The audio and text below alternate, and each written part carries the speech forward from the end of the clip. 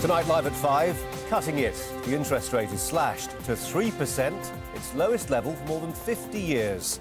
Big question now, how many banks will pass it on to consumers? Tonight, we're live at the Bank of England and at number 11 Downing Street for the analysis. A very good evening. Our top story live at 5. Interest rates have been slashed to a 53-year low in a dramatic bid to tackle the economic slowdown. The rate cut, which was much bigger than anticipated, has been broadly welcomed by business and politicians. The question now, will consumers feel the benefit? Sky's Alistair Bunkle has the story. At Nissan's factory on Sunderland, at Mini's factory in Oxford, at Ford's factory in Southampton and Land Rover's in Solihull, production is slowing down and in most cases jobs are being lost.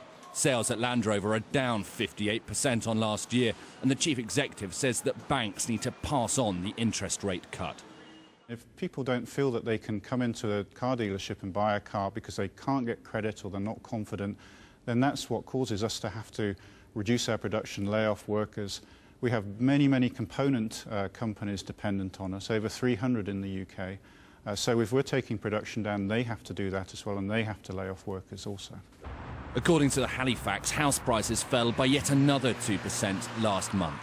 Banks have been slow to react to this cut to the base rate, but this mortgage broker believes it's because they're in shock. We hope that the mortgage rates are going to come down over the next couple of days. There's already signs that fixed rates have started to come down in anticipation of the rate cut. So today's rate cut is definitely good news. Ian O'Donnell is one of 4 million people with a tracker mortgage who immediately stands to benefit. The interest rate cut should also be good news for the 6 people that he employs.